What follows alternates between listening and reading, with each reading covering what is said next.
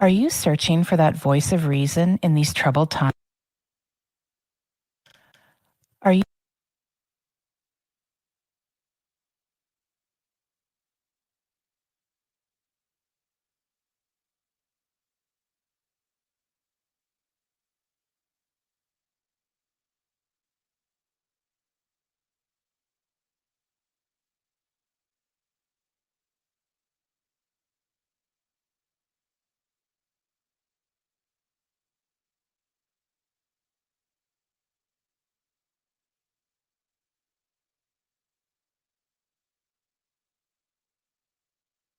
you searching for that voice of reason in these troubled times? Do some things just not make sense? We thought so too, and that's exactly how Dave, Richard, and I came together. My name is Kelsey, and the three of us are here to explore and seek the truth, expose corruption, and unravel and untwist media lies and propaganda. We are determined to help navigate through this unparalleled, extraordinary time in history with everyday people emphasizing open-mindedness, free thinking, and a desire to be empowered at the grassroots level, working with what nature has given us and protecting that from those who are exploiting it. Together, with the help of our listeners, we will sow acres of truth. You can visit our website at acresoftruth.com, and here you will find more information on how you can find us in places like YouTube, Rumble, Spotify and Apple Music, Twitter, and so much more. Hello, and welcome to our series outlining, explaining, and discussing the UN Sustainable Development Goals. Our goal is to educate everyday citizens about SDGs, what they are, what they mean, how the laws and policies that are and have been passed can and will affect us. Additionally, by learning and understanding these 17 goals, we can all become one step closer in helping to affect change in this world from a grassroots perspective. My name is Kelsey from Saskatoon, and I'm joined by Dave, Richard, and our special guest, Mark, Director and Founder of the Forum for Canadian Sovereignty. Welcome to SDGs and What You Need to Know. Greetings, gentlemen. Greetings, Kelsey. It's Dave from Winnipeg, Ag Specialist. Greetings, Kelsey. My name is Richard. I'm a farmer from southern Saskatchewan. Hi, Kelsey, Dave, and Richard. It's Mark here from Saskatoon, Director and Founder of the Forum for Canadian Sovereignty. Welcome, gentlemen, and I'm Kelsey. I'm a small business owner in Saskatoon, Saskatchewan, Canada. The format of this series is for us to read the SDG, discuss the targets, and break it down for everyday people to understand. So let's get started with Sustainable Development Goal number 3, health. Ensuring healthy lives and promoting well-being at all ages is essential to sustainable development. The COVID-19 pandemic continues to spread human suffering. As of mid-2022, COVID-19 had infected more than 500 million people worldwide. The latest estimates show that global excess deaths, directly and indirectly attributable to COVID-19, could have been as high as 15 million by the end of 2021. The pandemic has severely disrupted essential health services, triggered an increase in the prevalence of anxiety and depression, lowered global life expectancy, derailed progress towards ending HIV, tuberculosis, and malaria, and halted 2 decades of work towards making health coverage universal. As a result, immunization coverage dropped for the first time in 10 years, and deaths from TB and malaria increased. Urgent and concerted action is needed to set the world back on a trajectory towards achieving Goal 3. Mark, we'll get started with you. What are your thoughts here? So I find it interesting, for decades, us Canadians would brag to the world about our healthcare system and how wonderful it was. Obviously, we have serious issues within our healthcare system, but for us to destroy our nation's health sovereignty by handing it over to an unelected, unaccountable foreign entity that doesn't have our nation's best interest at heart seems extremely counterproductive to a healthy healthcare system. We're talking about the World Health Organization, that is a massive global bureaucracy. And we all understand what happens in a bureaucracy. This is a bureaucracy on steroids. There's no way that they're going to service our needs as a nation and as a people within a nation, our healthcare needs from that perspective. It's actually impossible. So again, in regards to all of this decentralization, radical decentralization of healthcare down to the lowest common denominator, organized by the people in each community, is how we're going to most effectively deal with people's health and how we're going to manage the healthcare system. Again, if we want to keep a system that's within the public purview and not move to more of a private healthcare system. But this is public on a global scale, and nobody has ever been able to convince me that a massive global bureaucracy to do with healthcare is going to service our needs as a people within this country in terms of our healthcare. It's counterproductive. Now, we talk about health. At the end of the day, a lot of these goals that make up the 17 goals of sustainable development are counterproductive to health. They're actually, and as we mentioned in the previous discussions, one of the agenda's primary elements is global depopulation, or population reduction, as they like to refer to it as. And so we're seeing this move, even within our healthcare system in Canada, because we're taking direction and guidance from this global entity.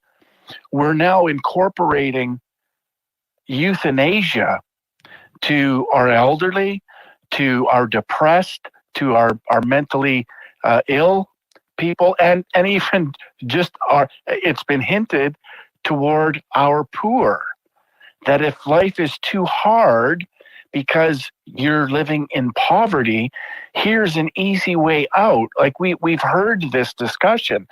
So in fact, what I'm seeing from this agenda and from the World Health Organization is this move to not healthcare, but almost sick care, almost death care.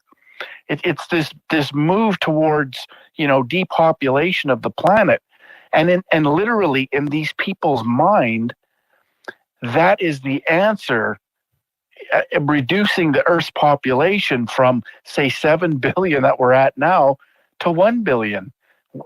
We've heard them say this. And so when we talk about, and you can incorporate a lot of different things into this discussion, but when we talk about our health, I can tell you that some monstrosity that is a foreign entity, global bureaucracy, is not going to service our needs in terms of health and a healthy society.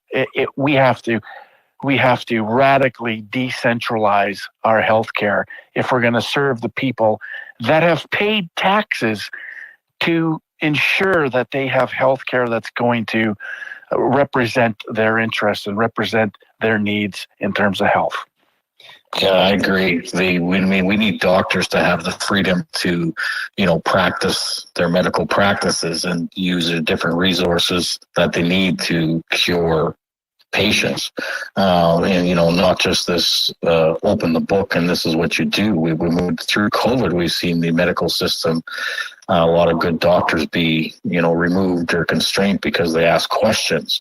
And, to achieve any goal, you got to ask questions, and that's how you move the ball forward in an honest way. of course. But yeah, I mean, like what you were talking about, Mark, is absolutely true when you're talking about the MAIDS program in Canada, right? The medical assistance in dying.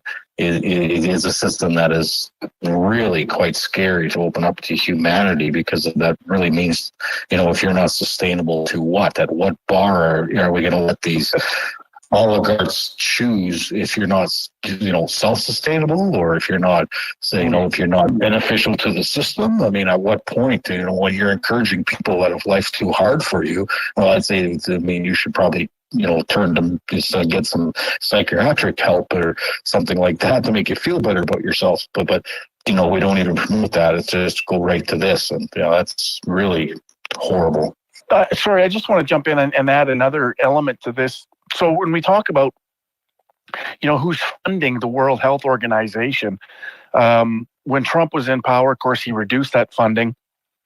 Bill Gates became the number one funder of that organization. So now you literally have one person who's the number one funder of that organization now calling the shots and dictating to us our healthcare needs and what's a priority and what isn't. You have one guy who's going to dictate that. That's not a healthcare system that I want any part of. And I don't think most Canadians would want any part of a system that is funded by an individual. And so, of course, things have changed a little bit since Biden government took over. They started funding the World Health Organization again. So the United States is probably the number one funder again. But Bill Gates and his foundation are still up there and still have an inordinate amount of power. And this is where, again, you get into this, global governance and corporate partnerships, essentially fascism. And when you listen to Bill Gates speak, you can hear that he's very much authoritarian and totalitarian, and will remove rights if allowed to do so. If our governments allow that. And it's, at the end of the day, in Canada, and obviously this is the discussion we need to have in this country. We should be in charge of our own outcomes. We should be in charge of our own health care and the needs within our health care within this country. This is what sovereignty is all about. But so for a very long time, we've abdicated our sovereignty to an unelected, unaccountable foreign entity that actually does not have any of our best interests at heart as far as the people of Canada.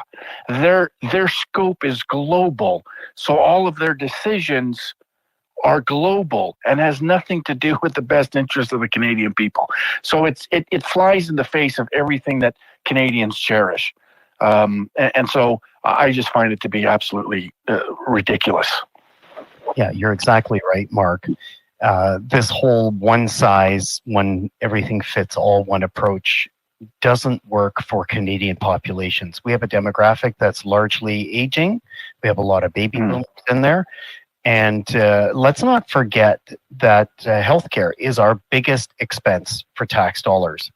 And when we look at euthanasia and the MAID healthcare, if you want to call it that, I call it death care.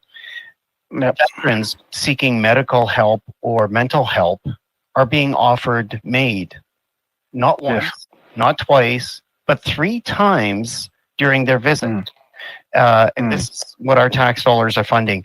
It just goes against everything what this country was built on, and need to go back to a system of healthcare and choice.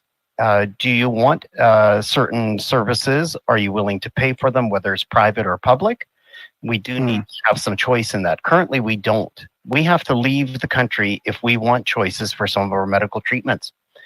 Whether Germany, United States, or Mexico, Canadians are going there to receive services, and you can get on a list fairly quickly with the right dollars and cents in your pocket. And the other thing I kind of want to address here is Section 3.5, strengthen prevention and treatment of substance abuse, including narcotic abuse and harmful use of alcohol. Well, this again, it speaks to a good thing is, yes, we all want that. But what we're seeing provincially here is alcohol is already highly regulated. And now if you go into Manitoba Liquor Mart, you will have to scan your ID and you will either be accessed permission to go into the premises or not. And this is just unacceptable. Wow. When you are a person of legal drinking age, you should be able to go in an establishment without having to have your identification scanned. You know, like, where does this come from? We are the testing ground for a lot of this UN agenda stuff. This is not the Canada that our soldiers went to war to fight for and defend. And it's horrible. Yeah, it is. And the other thing is Section 3.8 is vaccines for all. We've had vaccines for access for all for decades already. What is the significance of this and why is it being pushed? And I can only think of this two-tier society that the pandemic exposed, or a plandemic, if you will, where 80% of the population who complied with the vaccine requirements were able to dine in restaurants, were able to go to movie theaters. The 20% that elected to kind of go on a wait-and-see program for an untested drug, they were immediately removed from participating in society. And they were forced to have meals to go. You couldn't order, you had to order everything ahead of time, have it brought to your car, including Walmart Christmas shopping. You had to go to your locker and access the gifts that you'd ordered online. We saw this in 2021. Manitoba was probably one of the most extreme of the provinces, but you could not go and buy a toy off of the shelf because everything had been quarantined and cordoned off. It just is mind-boggling. So, yeah, I think another thing that we should discuss too is our healthcare system seems to be shilling for big pharma. Big pharma has an inordinate amount of power and sway within our healthcare system, and that comes again from the World Health Organization. They're all in this together, and it's seeping in to our system here, where now you have doctors that are simply towing the line of big pharma rather than critically thinking and understanding each and every patient as an individual and treating that individual for their specific needs and whatever it is, conditions that they have. You have this blanket where it's everything is defaulted to big pharma. We're just going to write a prescription for that rather than treating the root cause of your symptoms. We're just going to do what big pharma tells us to do. They're essentially, doctors have turned into salesmen for big pharma rather than treating the root cause of the problems that their patients are having. And treatment and healthcare has all suffered because of that association to big pharma and essentially shilling for big. So that has to be mentioned in all of this as well. Yeah, absolutely. You're right. Because again, it's no longer the doctors being able to choose an off-label prescription or like anything off-label and prescribing that to their client or patient and saying, here, you know what, this cheap generic drug is going to fix whatever ails you, and go with it. But instead, we have big pharma with vested interests saying, oh no, you need to get this person on this and this drug and expense it, whether it's through health benefits or employee benefits, through a private healthcare or whatever subscription they have. It begs the question again, is who is telling who what to do? Doctors and nurses are not able to practice the way they did 5 years. Big pharma has stepped over bounds, and it's very concerning to say the least, particularly when we have all this massive expense. We have huge debt in our country, and we should be able to use the cheap generic label drug to fix our problems. But instead, we have to have brand name under licensed drugs, which have patents on them that are coming in at 100 times the price. It's and so one of the byproducts to this situation is people's faith in the system, people's faith in the healthcare system, in their doctors, in healthcare staff. It has really waned in the last number of years because of all of this. And I've talked to numerous people that, absolutely refuse to go to their general practitioner, their MD, and have gone alternatively to, a naturopath or some other alternative medicine. And we're seeing that in droves because people just don't have faith in the system. And that's because it's a system that's being run by the World Health Organization that has no idea what our needs are in terms of healthcare. And I mean, we're not even getting into the whole discussion around First Nations and their healthcare needs and how badly they're treated and how badly they don't fit into this global system. I mean, there's so many things that healthcare covers that. I mean, we could be here for a very long time talking about, the health of Canadians and what we need to do. Well, exactly. And you will also recognize that some of our Aboriginal populations have unique needs based on their genetic profile. And again, this one size does not fit all. And what about giving our First Nations expired vaccine doses? Like, there's that whole conversation. Yeah. How is that allowable that First Nations are getting expired doses when that would go against everybody's wishes? Once it's expired, then it's done. We have major issues here, and we need to call it out for what it is. Mark, I'd like to ask you something. Or gentlemen in general here, for our listeners, this agenda was signed onto in 2015. Is that correct? September 27th, 2015, a month before the election of Justin Trudeau, signed on by the Conservative Party, Stephen Harper. Correct. So the Sustainable Development Goal references and focus on the years since the announcement of the pandemic in March of 2020. Everything that is outlined in the description of this Sustainable Development Goal, it seems as though the goalposts have moved on a lot of the SDGs that we will be covering and have covered already, as these crises seem to come upon us. What are your thoughts on that? Yeah, well, so our own Prime Minister in September of 2021 was speaking to the UN, and in that speech, in his words, he said they're using COVID-19 to achieve the goals of sustainable development.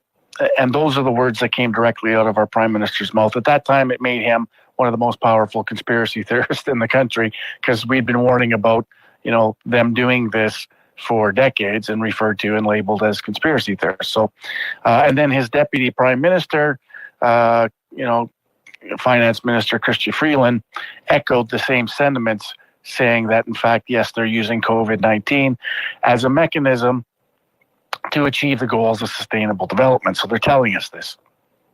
Not only that, but you have Klaus Schwab, who, writes his book, COVID-19 and the Great Reset. Somehow they're fully connected. And what's interesting is in June of 2019, you saw them formally develop this partnership between the World Economic Forum and the UN. Again, the World Economic Forum being a support mechanism for the overall agenda. But they've always been associated since the creation of the World Economic Forum in 1971. They've always been there to support this agenda. And so it's kind of interesting to watch how this all plays out. But at the end of the day, they've told us that they've used COVID-19, this pandemic. And I call it a pandemic because there's enough evidence for us to say confidently that this virus, this COVID-19, was manufactured in a lab in Wuhan, and there was a spike protein added to, the cold and flu virus to make it a little bit more transmissible, and a little bit more deadly, as statistics will show, affects our elderly people.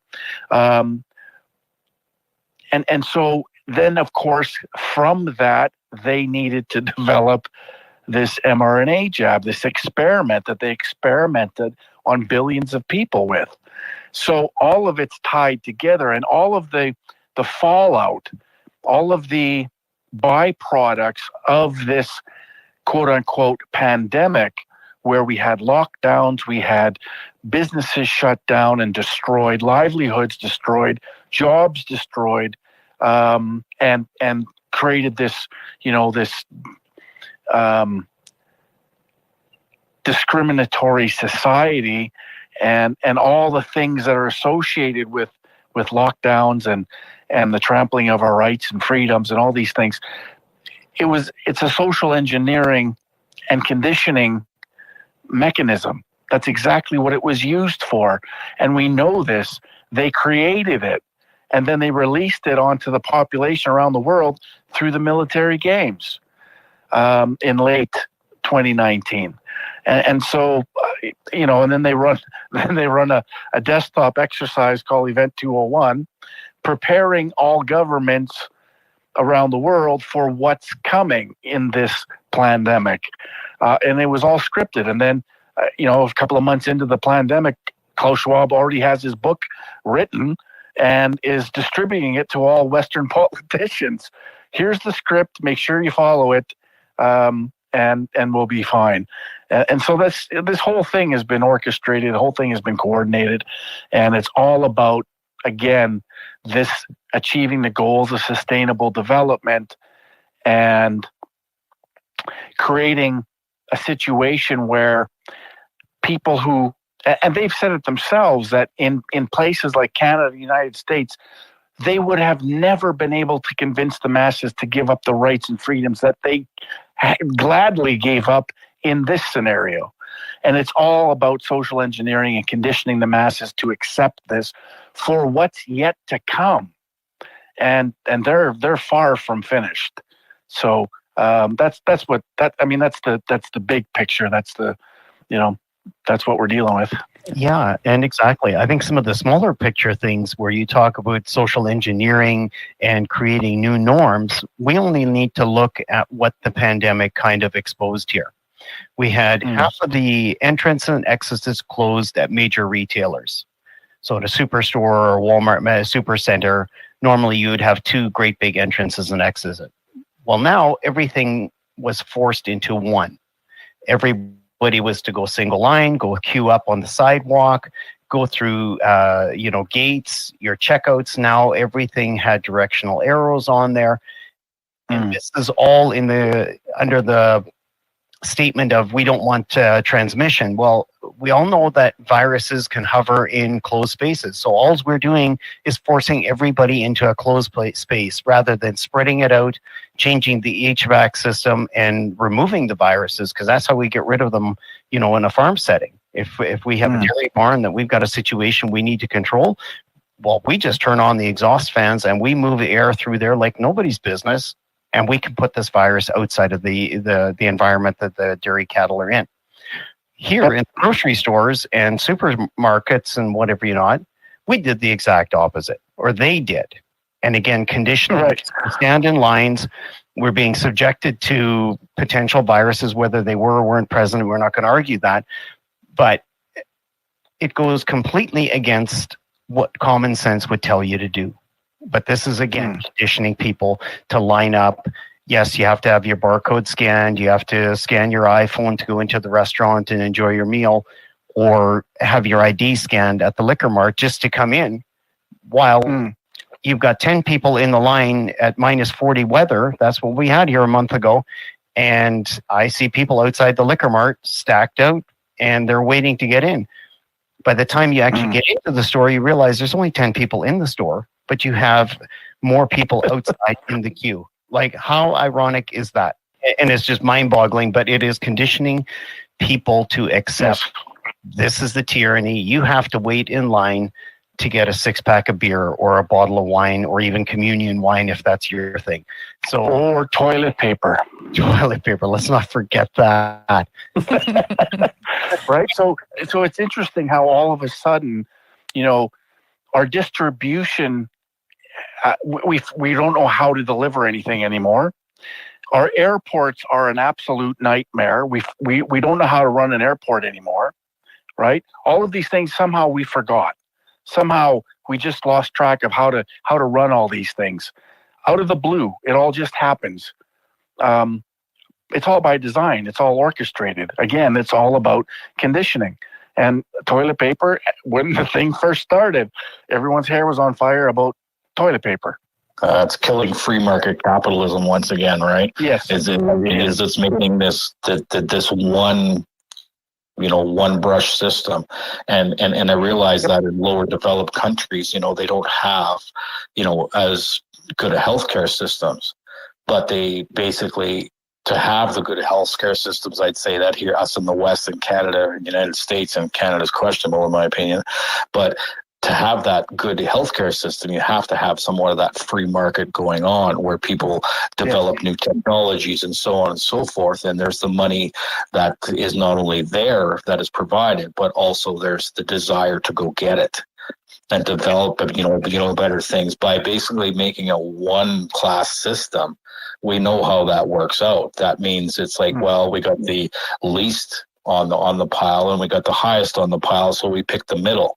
Well, that's not actually going to do any good for moving us forward, right?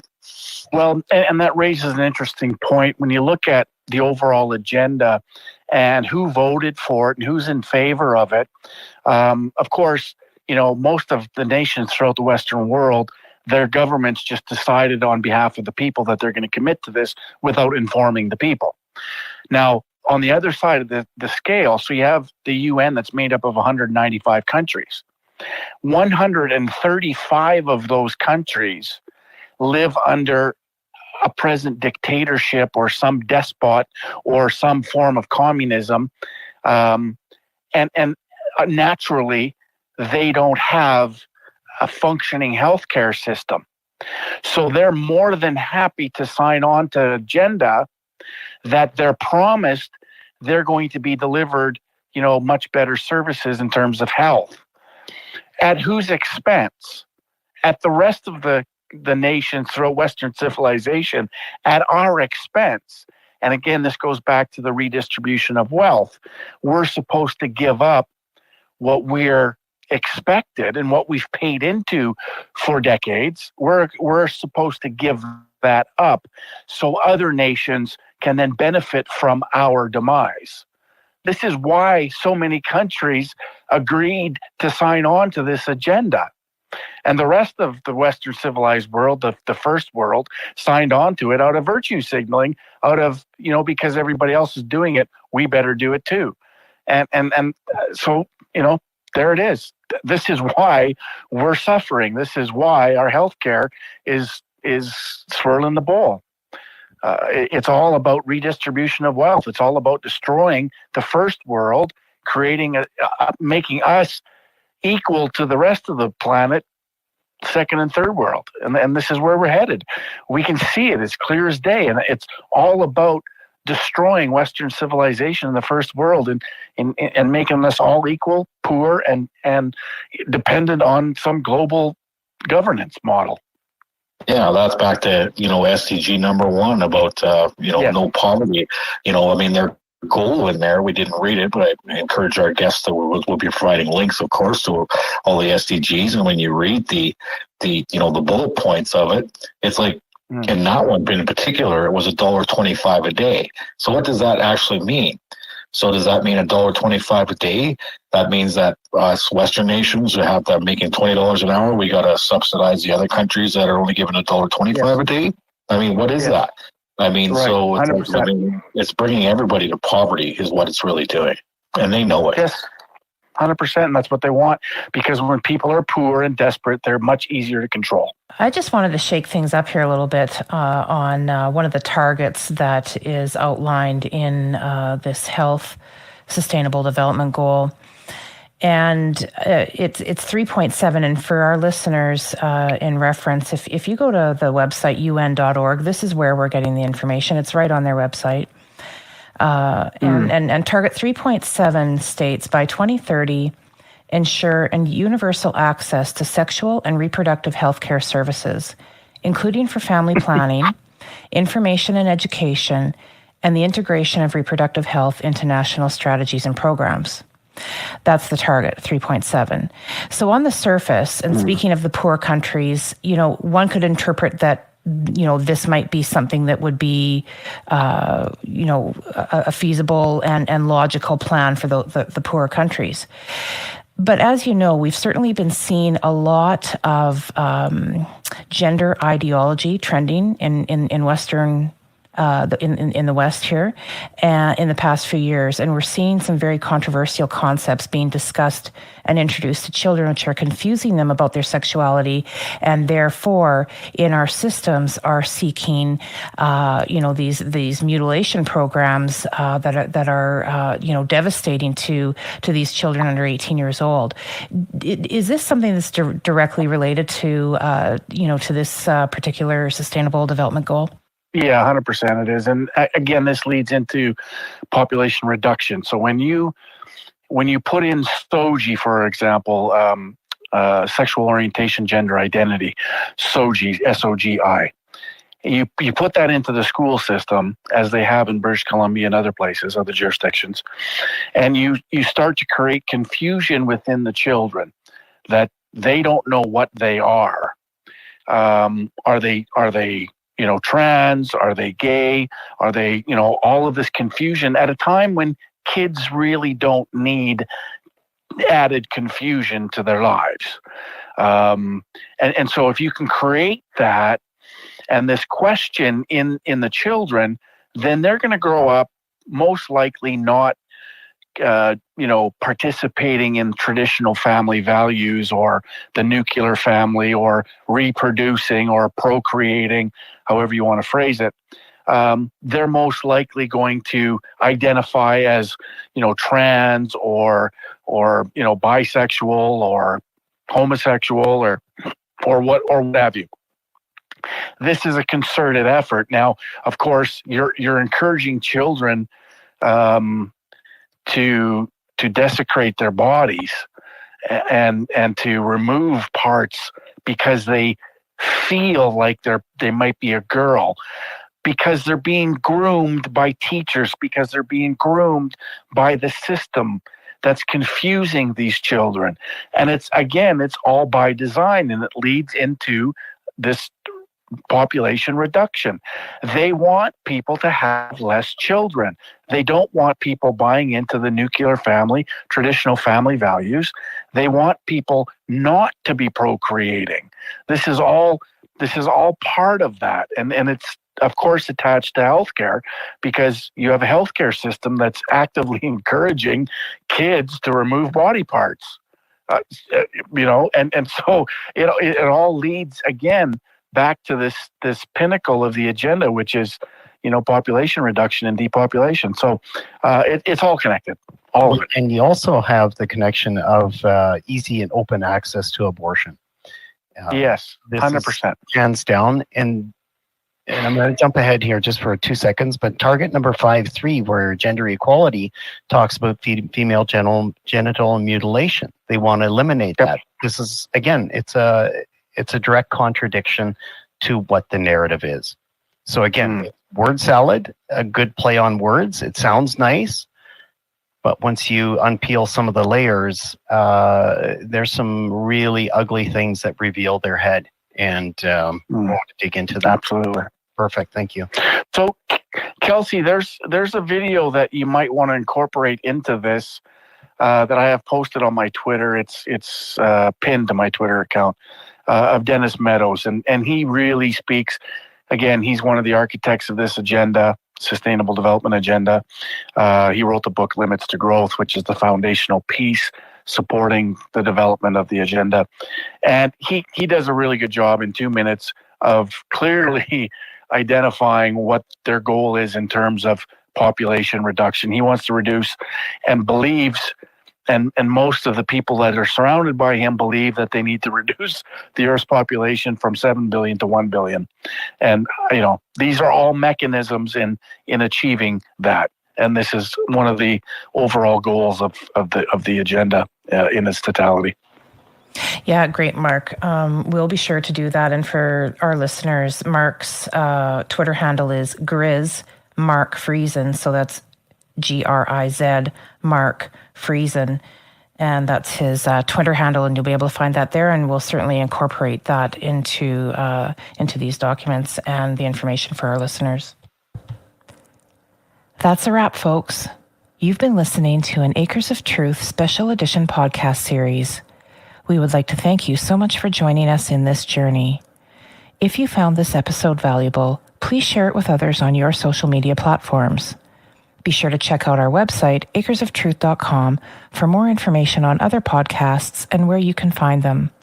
Additionally, feel free to send your questions or comments to info@acresoftruth.com. Thanks again for listening.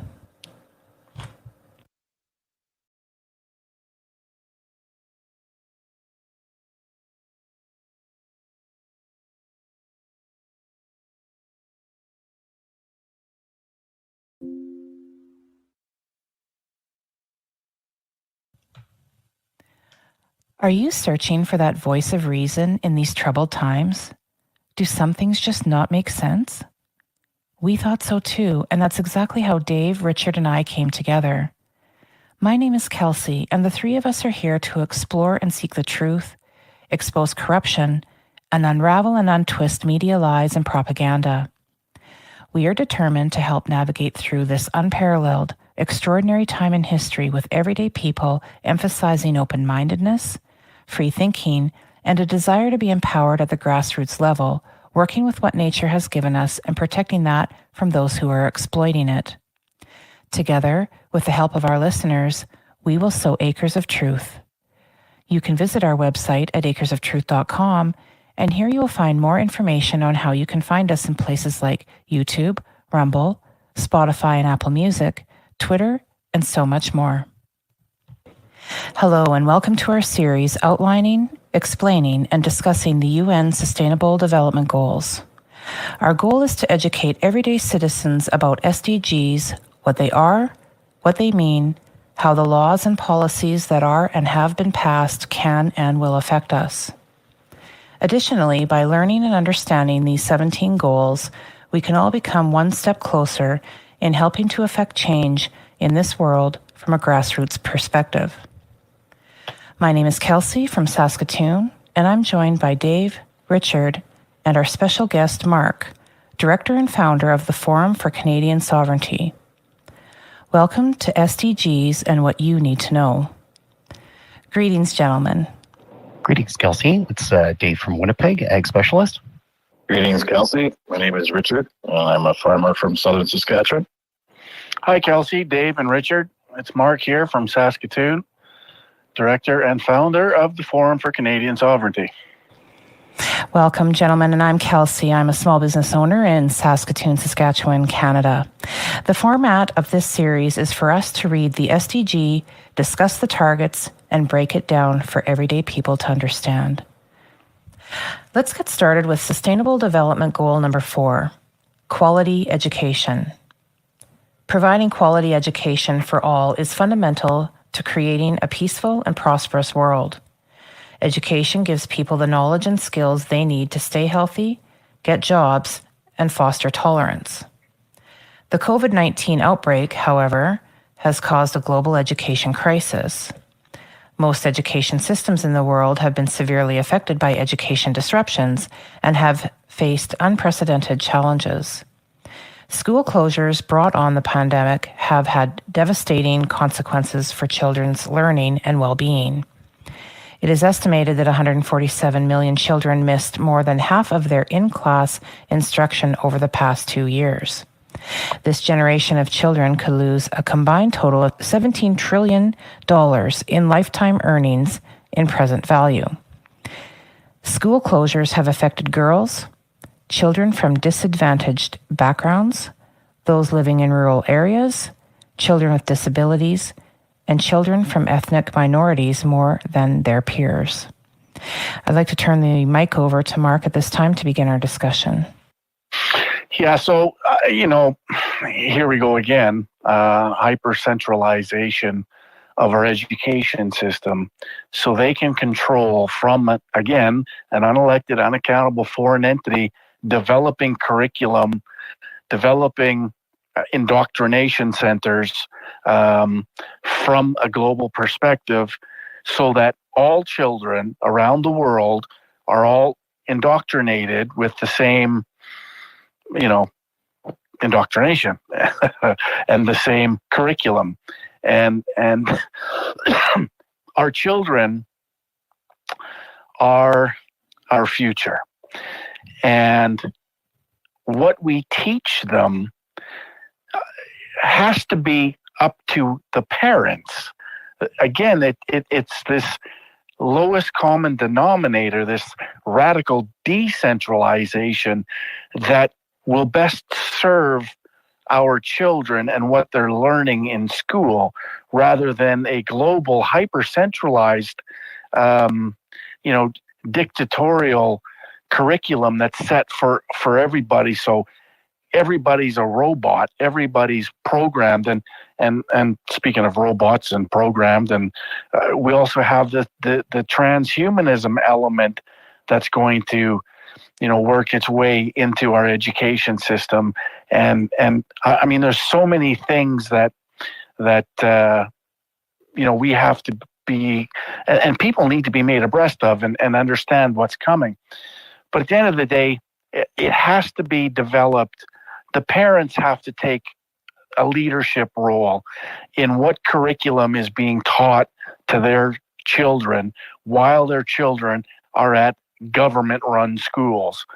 And another thing that we're seeing because of this is a lot of parents are pulling their kids out of school and homeschooling them and creating, private schooling centers or, education centers that the parents then have direct control of the curriculum and what's being taught to their kids. And so, these globalists are taking advantage of, governments throughout the Western world that are ceding sovereignty to this entity, especially in terms of our education. And teacher unions are completely on board with this because, of course, unions are always friends with communists, and so they always fall in. And so they're using this as a mechanism to indoctrinate our youth and our children, so they become good, compliant, complacent little slaves, ultimately. Yeah, and I think slaves they will become. Because when you look at our children, some of our brightest students are not able to excel because the curriculum has been dumbed down to pass everybody through. Everybody gets a passing grade. Everybody gets a purple ribbon for participating. But the bright minds are not able to excel. They're not being pushed hard enough because we're too busy focusing on the majority. And I think we need to focus on pushing all kids through. I don't care what spectrum you are, whether you're on the special needs spectrum or you're just an average student. Square pegs do not fit into round holes. Absolutely, I couldn't agree more. But this is what communism does: is it dumbs everything down. Everything gets brought down to the lowest common denominator. That whoever's struggles the most in school, we have to change everything to accommodate that person, instead of celebrating excellence and promoting excellence and gifted students, giving them, what they require, what they need. No, it's all about the lowest common denominator. Let's just, we'll feed that, and we'll develop curriculum that caters to those people.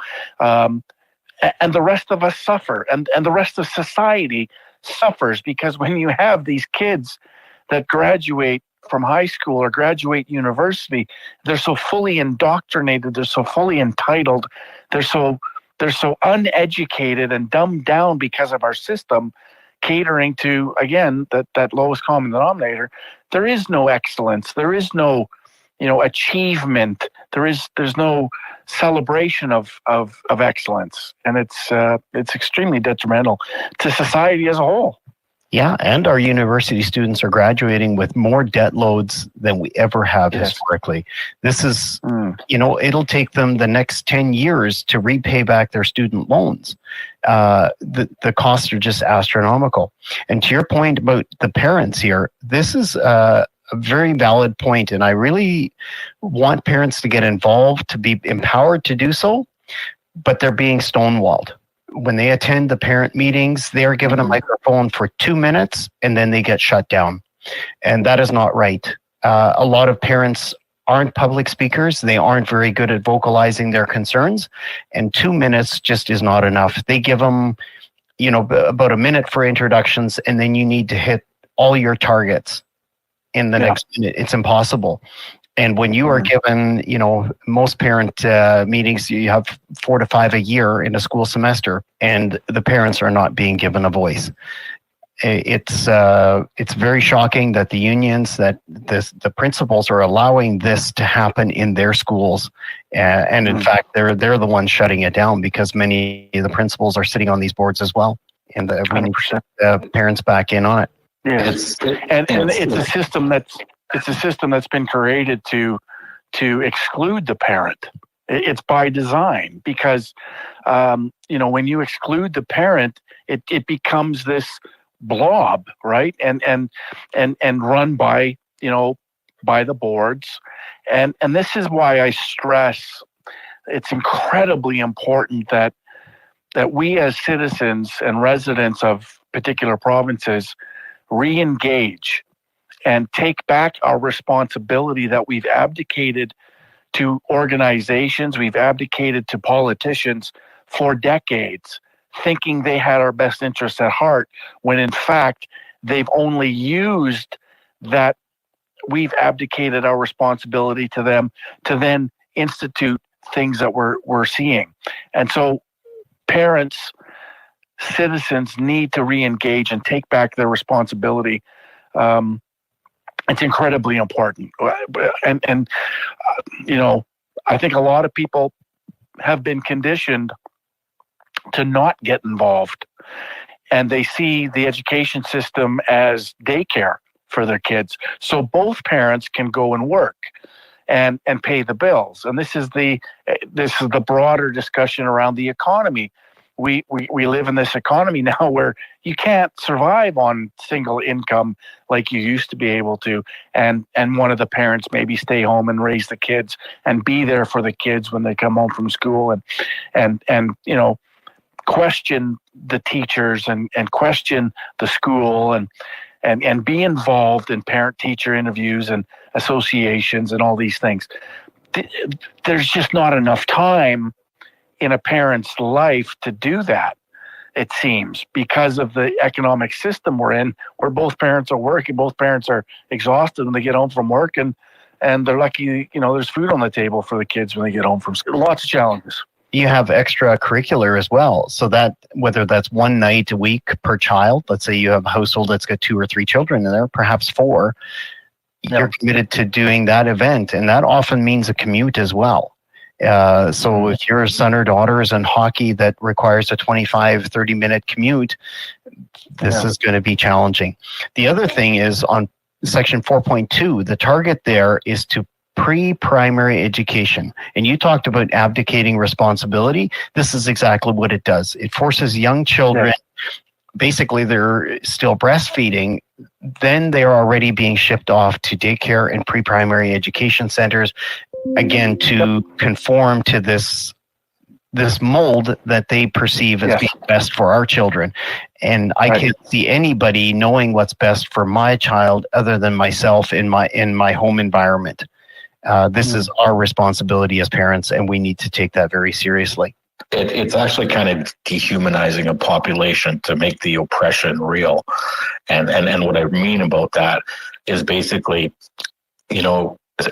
each individual, regardless of potential, has always been encouraged when I went to school to do their best. And if whatever that best is has different levels on our marks of classes and stuff, but by dehumanizing us, basically, is they're trying to make that one brush, statement again, and by people feeling oppressed, right? So the strivers in sports that do really good, they strive to get a medal. They try to get that as to do the best they can. Well, somebody like myself that wasn't great at sports, I didn't play them, but I did a little bit in rec and stuff like that, and I didn't really care about the goal at the end. But that doesn't mean that I felt bad because I wasn't good at a sport or good at something. That means my talents are somewhere else. But nowadays, they have that to basically take that away, and they're doing it, and it's dehumanizing a population. Because why, if you're good at something, why should you strive to be better? For what reason? Right. They're taking that ability away from human beings, and that's what I mean by dehumanizing.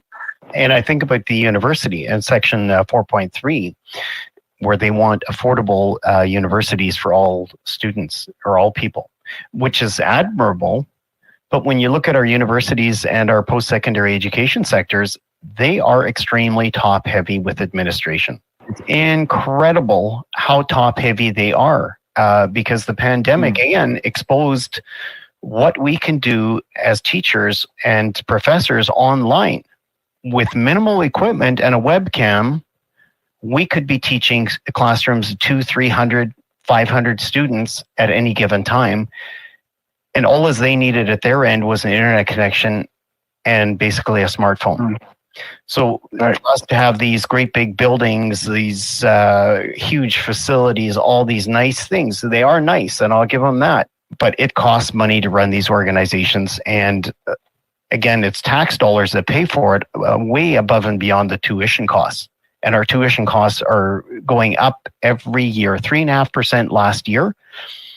It is becoming unattainable for a lot of average students. And when you're like a med student, you're saddled with $180,000 debt. How are you going to repay that? How can you have a home? How can you start a family? How can you live? You need some serious revenue to pay that off. And these med students are going in on 15 and 17 years before they are debt free, just from their student debt. And it's just, the universities are taking advantage of this, and so is every other post-secondary education. That's a common theme throughout, all bureaucracies, and education's no different. Is this top heavy, where you have all these middle managers and all these people in management positions. It should be about the teachers. It should be about the professors. It should be about the people that are on the front line speaking with the kids, whether it's education or healthcare or anything to do with government. It's always top heavy. It's always, the system taking advantage of the taxpayer.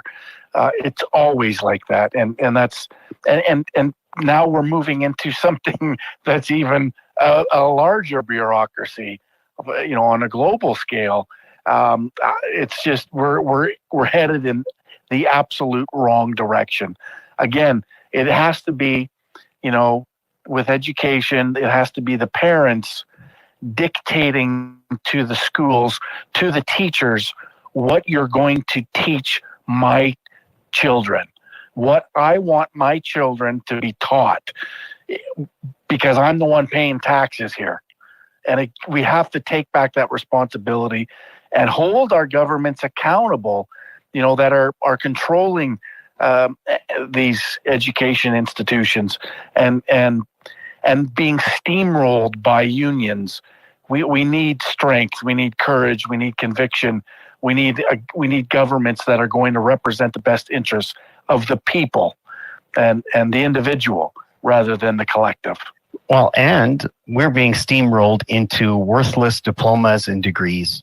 We have students that are graduating four-year programs, 5-year programs from gender studies.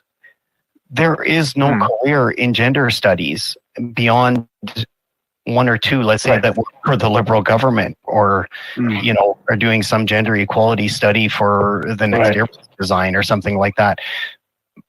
But yeah, we are creating a good chunk of our generation that with post-secondary education cannot hold down a mediocre part-time job. They're struggling to pay their bills. But does it not, Dave? I mean, it brings it into two classes, two classes of people, which they themselves have defined in the targets. It says basically 4.3 by 2030, ensure equal access for all women and men to affordable and quality technical, vocational, and technical education, including university. Isn't that interesting?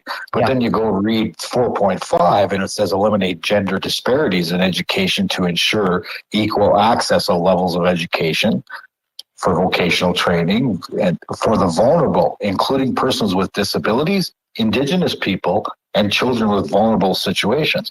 Wasn't that interesting that they've already thrown the Indigenous peoples in with basically, the same people with disabilities? I mean, that isn't fair by their own two rules, 4.3 and 4.5. They've already made it almost a distinction of class of how they want to separate people as a whole, which is somewhat racist. What they use nowadays, is it not?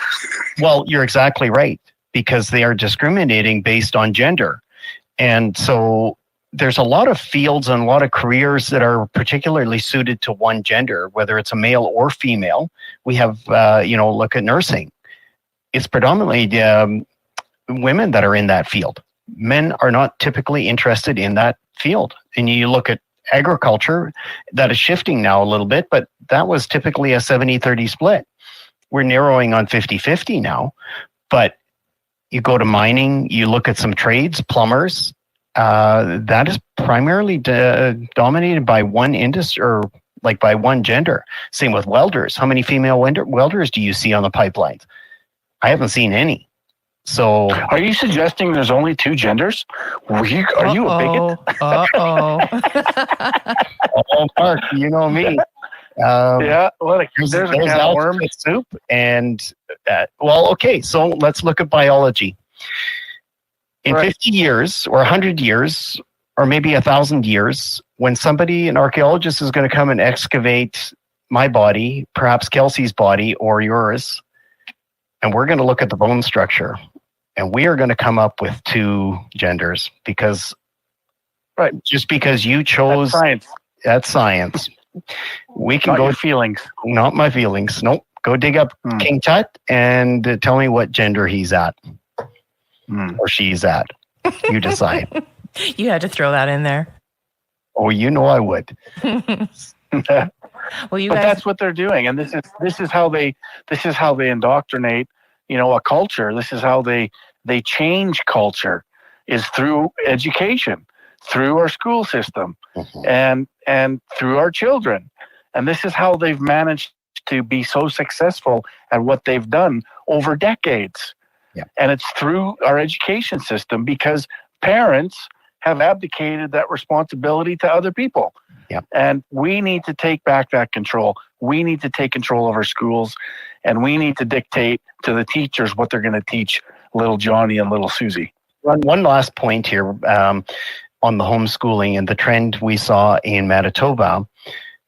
We saw a lot of families opt for homeschooling, but this last cycle, I would say all, if not more, of the students that signed up for homeschooling were now back in public school. And this isn't by accident.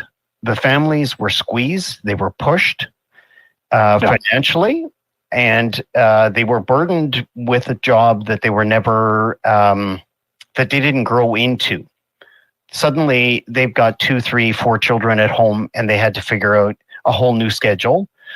In most cases, the woman of the family stayed at home and went on a leave from her job, or in some cases kept her job and was working from at home trying to educate students. And so that failed miserably for a lot of families. Not everybody's cut out to educate their children.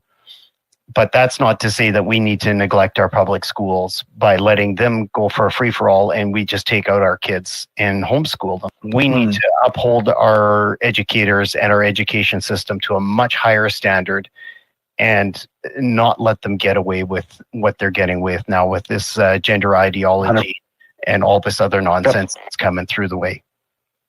Because our 100%. kids need to be educated. They do not need to be confused. Right. Confusion. Mm. If you're of mature age and you decide you want to change whatever you are, have at it. Those children are of age to make that decision based on quality knowledge. Because I'm seeing the reverse now. We've seen people that have transitioned, in some cases shaved off body parts, and now they're 30 and 40 years old. They've had this experiment in their pocket for 10, 20 years. Well, not 20, 10 plus years of the individual that I'm thinking of, and they would like to revert back. And they're completely regretting it. Yeah, they are regretting it, but You can't undo it. You can't undo it, and they've become so dependent on the drugs and all these hormone inhibitors.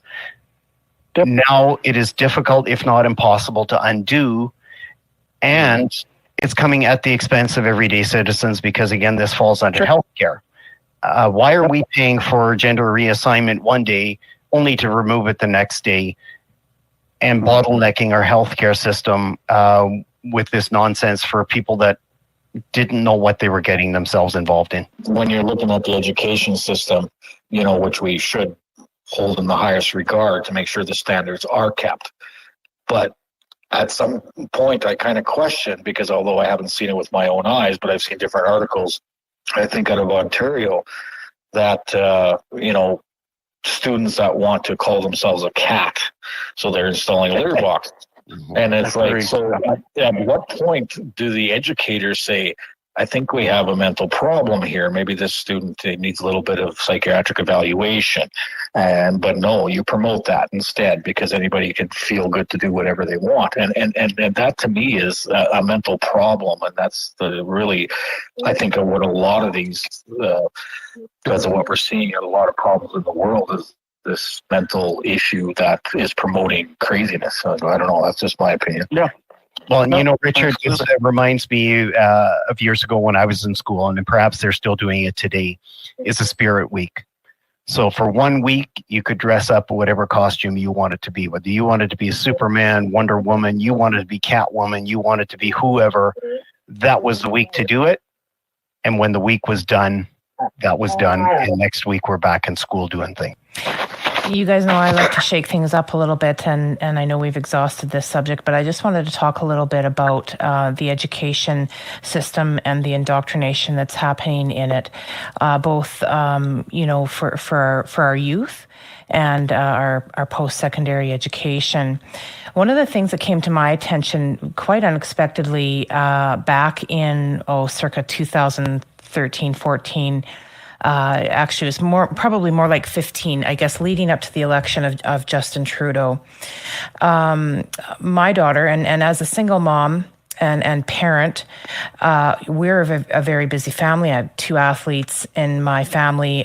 So not only did they have their school extracurricular activities, they had, their outside clubs and whatnot that they were participating in.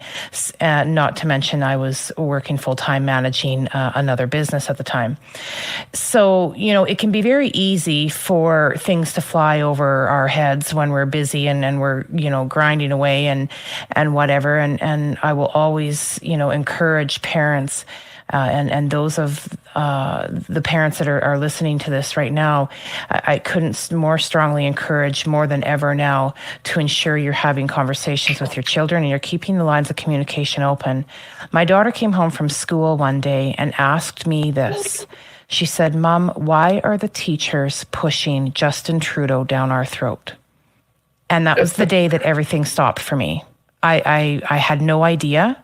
I had no idea that, and she went on to tell me everything that was going on, what they had been doing for weeks, that the focus in school for weeks was the election, and that all they spoke about was how important it would be to vote for Justin Trudeau, that they would have a mock election, and that they should vote for Justin Trudeau in this mock election. I went into the school and I had a discussion with both the vice principal and the principal at the time, asking questions. And so this was around the time when I became a lot more aware of what exactly was going on in our schools and how the government is playing a role in influencing our youth. Now, this is something that's extremely insulting to my intelligence as a mother, first and foremost, and also someone who deeply cares about the education of our youth. So I guess I'd just like to hear your guys' comments on this and why our education systems are so heavily involved in all of this influence and indoctrination. Well, it's no secret that the Liberal parties, the NDP, all the parties on the left, traditionally, cater to unions and cater to teachers' unions.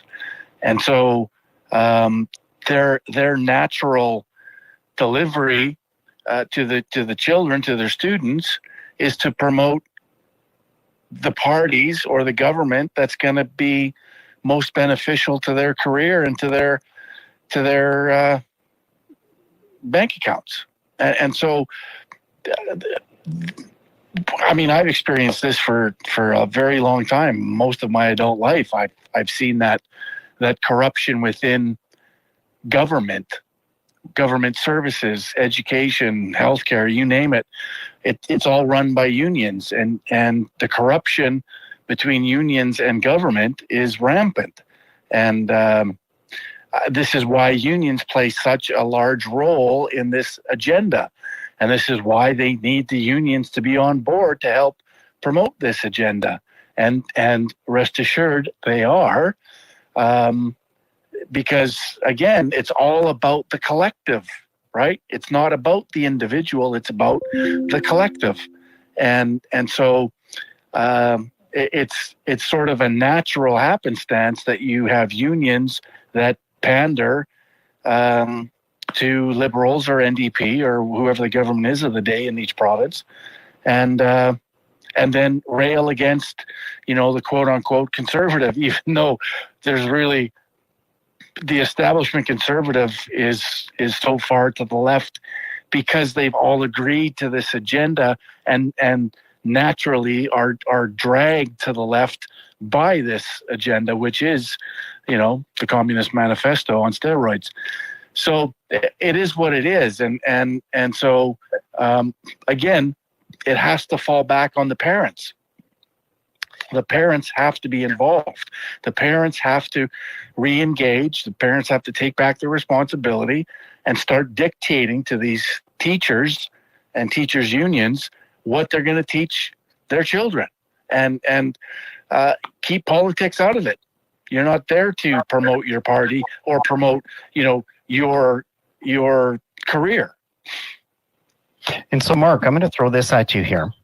Because the climate change thing, and I know that's a topic we're going to hit on, but we have a situation at a post-secondary institution right now where the theme of the day is, if we do not continue to vote Liberal, we will not get the grants that are needed to do climate change studies. And it's very important that we do this. So if you are voting for anybody other than Liberal, you are potentially jeopardizing what we may or we may not find, because with the Liberals, you're guaranteed this money that's coming in. It's kind of like the pot at the end of the rainbow. Absolutely. And so this is 100%. coming, and I know we're talking lots about grade school, but this is coming from a post-secondary level where professors are concerned about grants and who the government of the day is. And that's very concerning, because we all know that these instructors play a pivotal role in our children's lives and to what they believe or don't believe. And it's a very slippery slope, and we need to be that 100%. But the whole grant program is political, right? I mean, all of these grants that are issued by whatever the government of the day is, if it's the SAS party, or if it's the NDP or whatever, UCP or NDP in Alberta, the grant program is politics. It's ensuring that different groups are going to make sure, based on the grants we're giving you, that you support our government when it comes time for an election, and make sure that your people are supporting us in the next election. And so it all boils down to politics. And Wow. This is why I put up a tweet earlier today. I was talking about corruption and the people allowing the corruption to manifest and to, exacerbate itself only because we don't want to take the time to hold these people accountable. And that in turn makes us corrupt as a people, as a society. We're corrupt if we're not holding these people to account and we're not feeding into this corruption and payoff, pay to play, all this stuff. And you see that fallout in the big pharma as well. And crop science, like when we look at whether it's the Bayers, BASFs, and I'm not singling anyone out, I don't exempt any of them, but when they're paying to do a study or a research program, they want the data that showcases their product as being the best. And I can't help but wonder how often those results get skewed because the person who's doing the trial knows who's paying the bill for that trial. And if the results don't match up, are they going to get a second kick? I don't think so. The money the following year may or may not be available. And I think that's a huge risk many of these people are not willing to take. And that's begs the question, because provincially and the federal government alike, we used to do a lot of our own research. But now we have subletted everything, including the people, to big pharma and big corporations. And it's a revolving door. One day they're working for the government, the next day they're working for big pharma, and the month after that or the year after that, they're back working for the government. So it's a continuous cycle where we are not being given the data that we, I think, legitimately deserve as a country, because it's all skewed in one direction, and that's the direction of who's got the biggest money. Which I don't really understand. Even, instructors themselves, they must feel, especially, the older instructors, they must feel that this is a really attack on their profession because, the standards of their teaching has actually, you're watching it be eroded. I think we should ask some instructors that question, because that's what they're doing by upholding all these things is. So here's what I see, Richard. I think these instructors are retiring because they're making good money, and so they're retiring and just cashing out because they're sick and tired of going against the grain, for being alienated from their peers. They are not going to stick it out, and they've put money aside. They have good pensions, they have everything going for them, and they're just cashing out. And we saw that with today's announcement. And again, I won't get too political on this, but we had 10 of our 36 party members basically tender the resignation at the end of their term. They will not be running for re-election. That's a big chunk. And they're all saying, yes, it's retirement. And granted, if people can retire, have at it. That's your own decision. But I just find that when the screws are tightening so much, people are just checking out. And we saw that with our health, our nurses. Their pension was ripe, the time was right, and they were not going to put up with the nonsense. Thanks, I've done my 20 years, 30 years, whatever their term was, and it's time for me to cash in and let somebody else run it, and run it into the ground as I see it. Does that answer your question, Kelsey? Yes, thank you guys. I think we're good, and we can probably start to wrap this one up. That's a wrap, folks. You've been listening to an Acres of Truth special edition podcast series. We would like to thank you so much for joining us in this journey. If you found this episode valuable, please share it with others on your social media platforms. Be sure to check out our website, acresoftruth.com, for more information on other podcasts and where you can find them. Additionally, feel free to send your questions or comments to info@acresoftruth.com. Thanks again for listening.